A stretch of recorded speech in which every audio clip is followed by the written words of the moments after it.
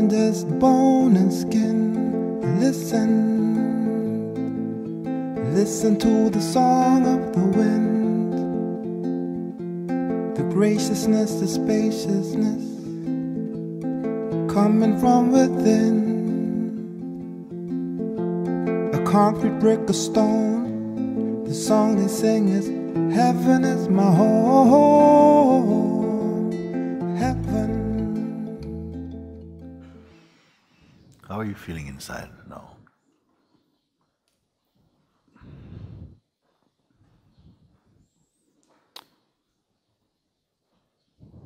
Can't put words. I mean, it's just it's been very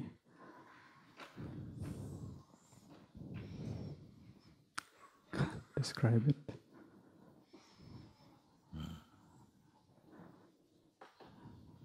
Do you feel numb? Yeah, there's a sense of just being very, I don't know if blank is the right word. Empty? Yeah. It's very... I always encourage, to get used to this state of emptiness. Because somehow our conditioned mind tends to shun it, to be afraid. Because some negative connotations have been put around the sense of being empty, like useless, you're a dropout or something. You see, not responsible, all these things. These voices come. But you don't pay attention to those for now. Just be in that as that for now. Because those judgments don't belong to this. Any judgment doesn't actually belong to it, you see.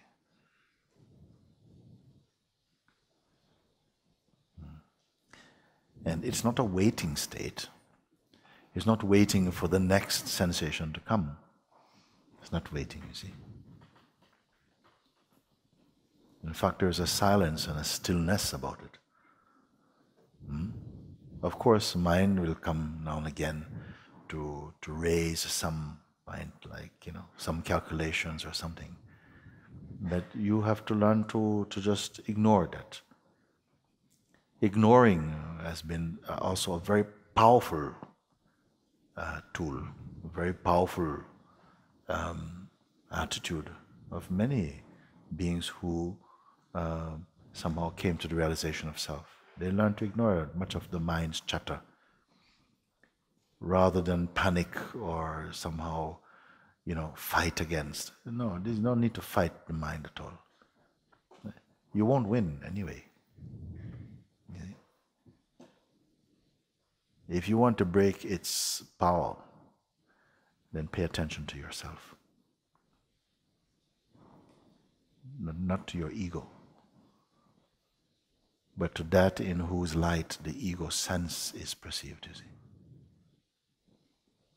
And again, it returns you to emptiness again. Everything culminates into this silence, in this inner silence. If you don't want to use the word emptiness because it triggers some sort of feeling or towards negative, you can call it silence. Silence and emptiness are not different.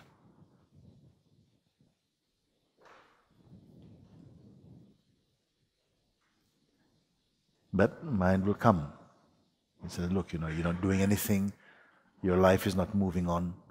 What are you doing about your future? You see? Your parents will start telling you, it's about time you get married. It starts, you see?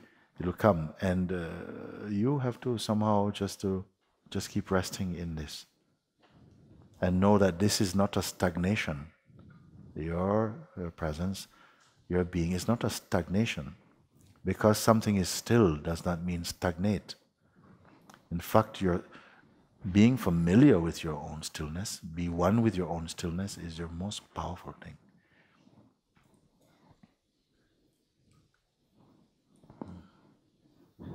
Guruji, everything that you're just saying, It's actually, I'd written a letter to you last year, and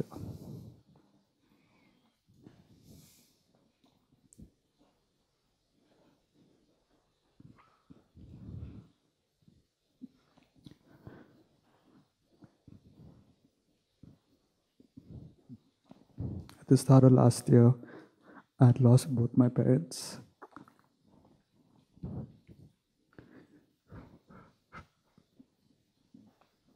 At a time where I believed that, at a time like that, the conditioned mind had believed that, there would be a lot of support. That there will be a lot of support.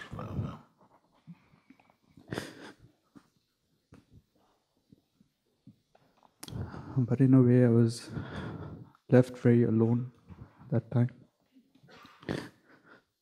And, everything was kind of being taken away simultaneously.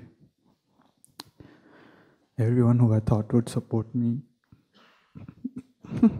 maybe at that time I believed they were being very unfair and it was just not working out. And I prayed at that time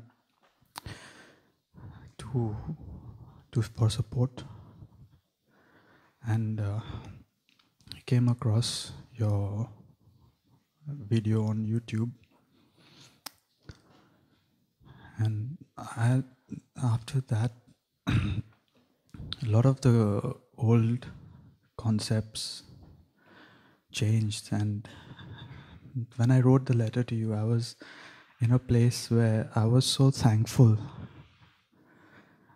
to the universe or to the higher power that when the mind wanted more support, it didn't provide any. Yes. It just made me rely. I don't know even what it made me rely on. But there was just so much of I was just grateful that, that in your words, that grace picked me. It chose me at that time that, that you don't have any, it was like if I made a list of the things I wanted, it had that list and said, we are not giving you any of this. And I was just very, very, very grateful and at peace with a lot of whatever had happened to that stage. And, since that time, it's been since May last year that I lost my second parent. It almost feels like I've been drifting, but I don't feel I'm lost and I don't feel it's anything wrong. But there are, those who are in my life who, of course, they care and they are the ones who say, just get another job or, you have to now become responsible, and these words ring. But I believe, there's something that just keeps telling me that what is taking care of you is far superior than all of this. And and I was very doubtful at one point, because I didn't know what is taking care of me. So in anger, I don't know, but I have a lot of fights with God. And I asked him, you have to prove yourself. It was my birthday in October last year. And I said, you prove yourself that what I'm doing is right. And for the first time in 31 years, I had no one to, hug me on my birthday.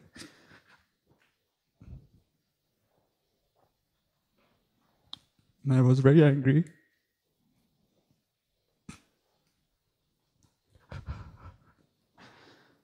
And I said, I want a hug. The following day, a couple of my friends came and they had a small baby. I never met that baby in my life, but it didn't stop hugging. That was my proof. ever since that, a lot of doubts keep coming, but it's like now it's become like a radio playing in another room now. My mind, it's like it's continuously playing, but I'm not really listening to it. Every now and then it's like I visit it, but I know that it's just in another room somewhere. So I just wanted to say that I don't know if I'm standing here as the ego or the self. I don't know all this. But whatever you can see, just whatever you think is not needed, please remove it. For me, you're just fine. You see?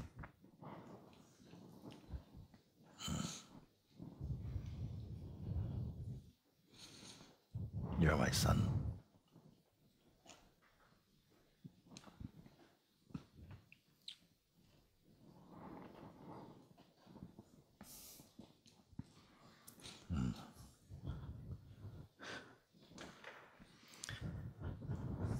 The most powerful things that happen sometimes come with much pain, no? You would not, if life was down to us to choose the life you think is going to be the best life for you, you would not include anything uncomfortable. Nobody would do it. You would fill your inner calendar with sugar moments.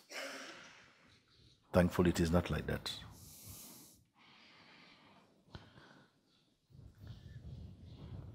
We grow up with this thing sometimes where he says, because I remember Papaji also saying, I have no friends and I don't want any.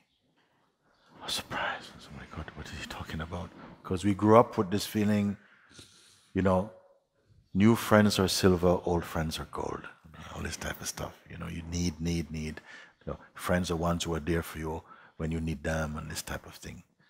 But sometimes your best friends are the ones who are not there for you when you need them, in a funny way. Because then you have to go beyond the need, and life throws you somehow by yourself for a moment. And you're going to find something much more profound than the comfort your mind seeks. You see. And I remember also one time that one man was talking, and he said like this. He said, my life has changed so much because there was a time when we were living in a certain place, we had the most beautiful house, had a beautiful relationship, and everybody, all my friends would come, and they, when they have their troubles, they'd come to us, and we would, rub their hearts with some balm and comfort them and so on. And I always felt in my heart that, this is such a beautiful life. We are like a community of loving people or something.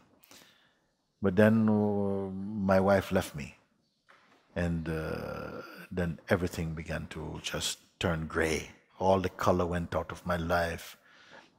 Everything went gray. I had to leave my house. Everything was finished. And I thought, okay, now is the time I can call on my friends now, because I've always been there for them. And now I have to call in some chips. So I started to call my book, look through, oh yes, George will be there for me. Ring for George. Hello? George, hey, sorry, how you doing? Man, I need to talk to you. George, I am out of the country right now. And I'm going to be away for a few weeks and so on. Oh, okay. I'll talk to you when you come back. Let's talk to Martin, listen, I'm very busy right now, but I'll find some time, maybe towards the end of the week I come and see you. And one by one, nobody was available, and his heart was collapsing in grief. He said, no, I've always been here for you. And now I need some support. Where are you? Everybody, sorry, we're not. He didn't realize that it is not people he's dealing with, but God consciousness, you see. Take everything away. Then he said, oh my God, I'm left on my own now. He said, I felt like I'm a leaf that has been just cut away from the tree and floating on the surface of the river. And now it starts to sink. It's sinking now. He says, "Oh no, no, I don't want to go to the bottom. I don't want to go to the bottom." And you're trying to swim. The leaves going. "Oh no, no, no, I don't want no." Like, how bad can it get? And then it come right down. It feel like the leaf landed.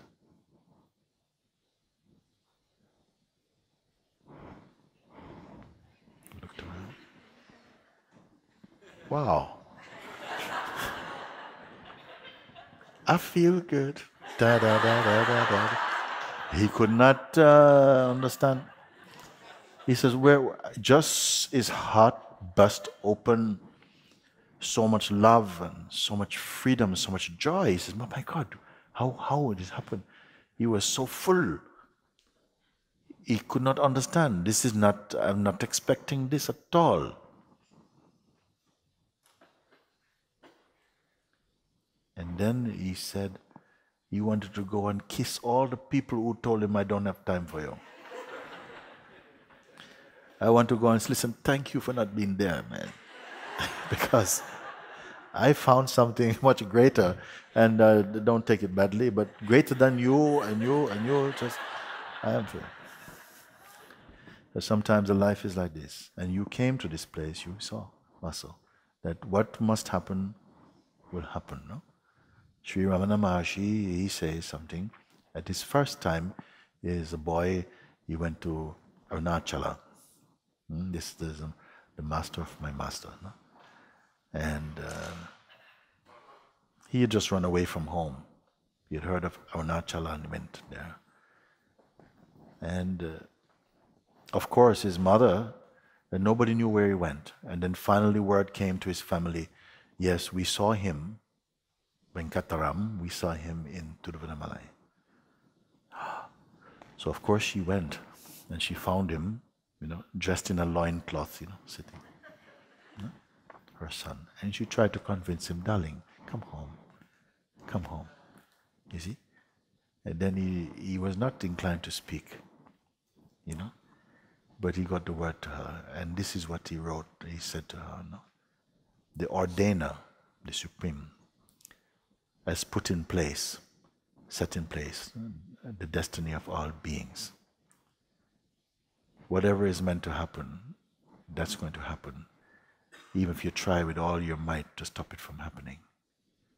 And what is not meant to happen will not happen if you put all your power to try and stop it. So whatever you want, it's independent of that power, it will happen. So the best course of action," he told, "keep quiet." You see? And she felt the profundity of his insight like that, and the love also, and just the generosity of it, the wisdom of it. And she became his closest disciple, actually, isn't it? So what has to happen in some form, that will happen. But you have seen now that it brought you to see something that you would not have seen otherwise. So now you can leave everything to that power. And you say, it's like I'm not fitting into the ideal model of my culture or society, but I don't feel lost. I'm drifting, but I'm not lost. How can you be lost? Lost will always be in reference to some idea that has been put upon you. You should be there. I'm not there. I'm lost. But you know, through the gift of your own insight, you're just right where you are. How can I be lost, you see? So it's a tremendous discovering. And perhaps this is the darshan of your own parents passing also. That out of such seemingly tragic circumstances, something is blossoming in you, that wisdom. But it has been used well. See. Can I come and get your blessings? This you have in abundance.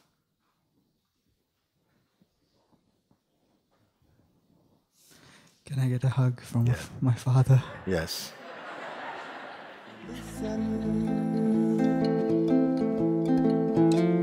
You're more than just bone and skin. Listen, listen to the song of the wind, the graciousness, the spaciousness coming from within. I alone now, yet I am not alone. Heaven, heaven is my home. Heaven, heaven is my home. Heaven, heaven is my home. Heaven, heaven is my home.